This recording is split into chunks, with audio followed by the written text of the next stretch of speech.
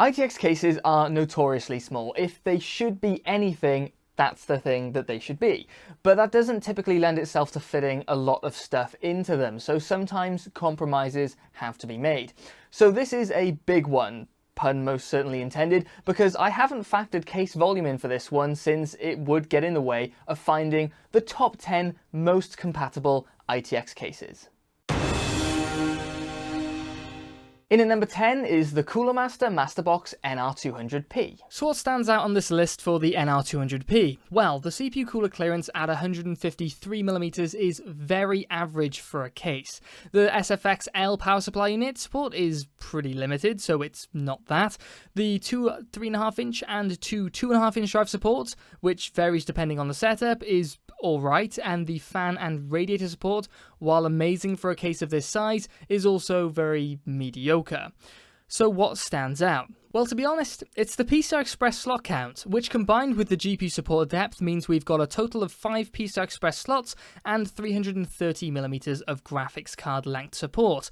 Now, the PCI Express slots are split up into a block of 3 horizontal and 2 vertical, but that does give you options with the stock case.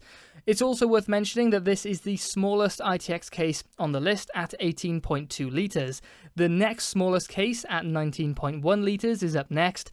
Also note that case volume doesn't factor into the top 10 list, so being so small and so compatible is certainly an achievement. The number 9 slot is occupied by the SilverStone Sugo 15. It's not, it can't be Sugo. It's not an acronym, is it? So, Sugo, surely. Like the NR200p before it, I think this is a looker, especially in the white paint job. What makes this stand out over the NR200p? Well, it's overwhelmingly the power supply unit support. ATX instead of SFX-L up to 150mm, which is great. It has less PCI Express slots, 3 in total, which is still slightly above average for an ITX case, and it has less fan and radiator support overall, but it also has even more CPU cooler support at 182mm, a great option for hardcore air coolers. Our number 8 is the SilverStone Sugo 14. It's basically the same case as the Sugo 15, only where the 15 came out at $165 MSRP, the 14 came out at $110 MSRP. The number 7 slot is occupied by the Fractal Design Node 304. It has very similar form factor to the previous Sugo cases, but it takes a completely different approach to compatibility. We've got reduced and very sensible CPU cooler support at 165mm, no real need for more than that. This allows for more power supply unit clearance, an extra 10mm, and much more drive support at up to 6 3.5-inch drives, which is nuts for an ITX case, especially of this size. Definitely catering to the NAS builders out there. However, we only get 2 PCI Express slots and very limited fan support.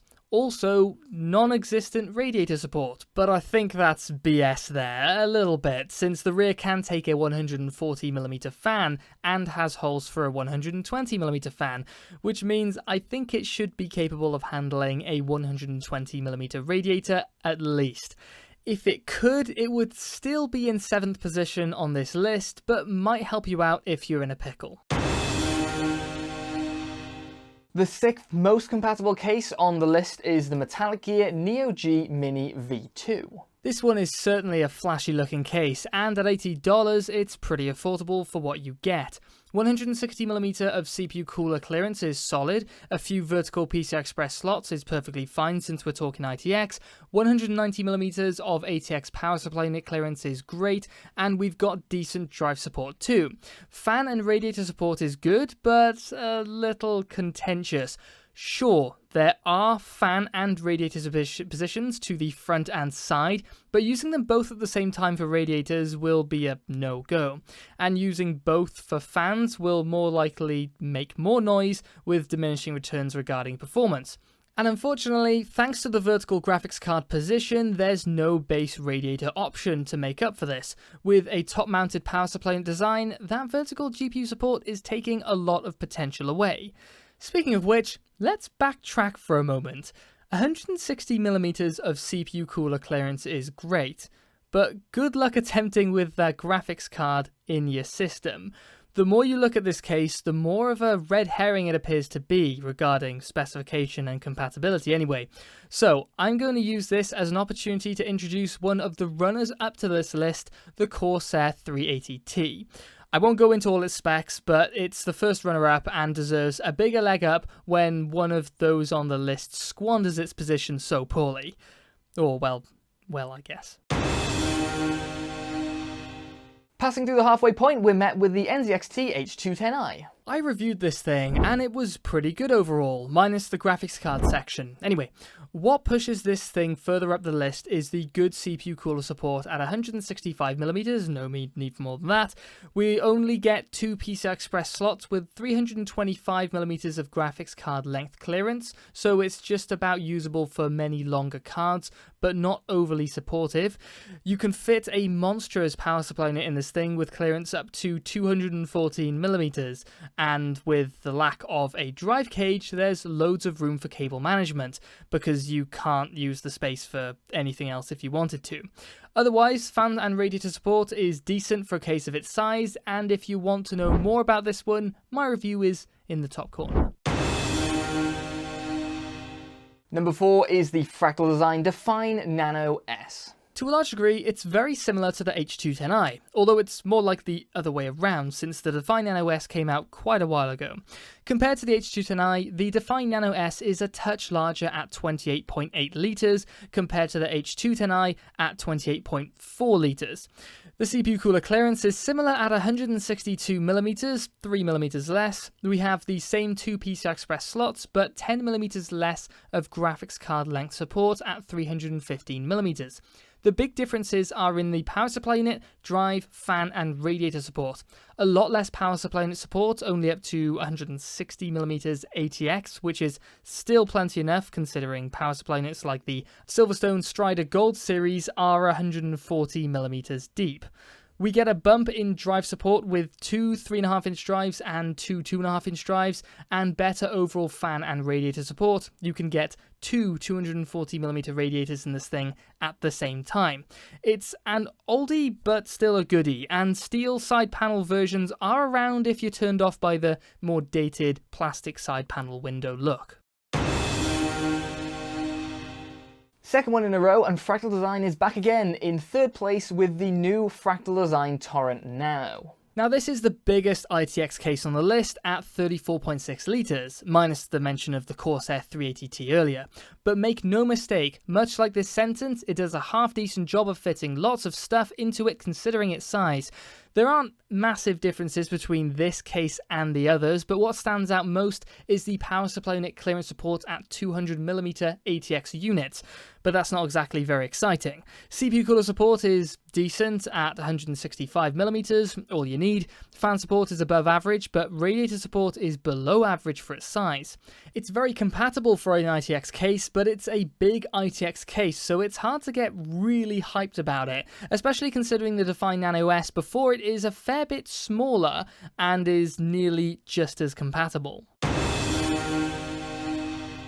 Fast approaching number 1, in at number 2 is the Phanteks Eclipse P200A. This is another case I've reviewed if you fancy knowing more about it. At 30 litres small, or large for this list, average on this list being 26 litres, nothing really makes this one stand out significantly compared to the last couple. For its size, the graphics card support and drive support is below average, but the rest is good. 165mm of CPU cooler clearance, 190mm of ATX power supply unit clearance, and really good fan and radiator support make this one to take note of. Although, quite like the Metallic Gear Neo G Mini, the radiator support is a little squirrely. Either the side or front panel can be used, but not both at the same time. Which is a great opportunity to bring attention to the second runner-up, the Asus ROG Z11, or Z11. This case has a patented 11-degree motherboard tilt to it to, as far as I can tell in the list of reasons this should help a lot, cool the rear-mounted M.2 SSDs. I guess it's as good as any reason to include a gimmick like this. I can't think of many cases with no free area around the back of the motherboard tray. But the manual doesn't need to lean over too. It sort of makes you lean over when reading it. In at number 1, congratulations to Phanteks again with the Enthus Itx Tempered Glass Edition. What stands out with this case, and this is relative to all cases in my case review spreadsheet, not just ITX cases or the ones on this list, is the CPU cooler support. 200mm of CPU cooler clearance, which is just too much really. Combined with the joint largest power supply NIC clearance of 212mm, second on the list technically by 2mm, and the drive support and good fan and radiator support, and Phanteks, please, can you please sort out your spec sheets on your websites? Yes, they're nice and fancy, but when I can so easily nearly miss the 200mm front fan support, which is a very interesting feature of this case, you're not doing well. This isn't limited to just this case on the website. I can't trust the entire website for any of their cases regarding specs. I have to delve into looking at pictures of the cases and the manuals and all that. It's just a mess. Anyway, it's a shame that thermally this case is known to be problematic, and that's not helped by the front panel, the top panel, or the really tight graphics card area. But on paper, it's a really cool case, right?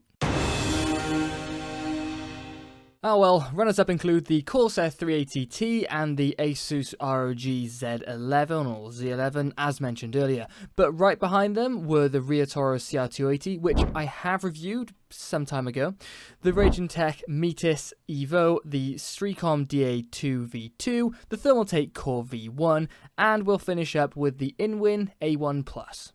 I had fun making this. I hope you had fun watching it and maybe found a case or two you hadn't considered before. And I think going forward, as an aside to what I was just about to get into, I think I'm going to try and make these top 10 videos the most useful top 10 videos that I can make, rather than just being necessarily entertaining, although they can be that too. So if you have any suggestions, let me know.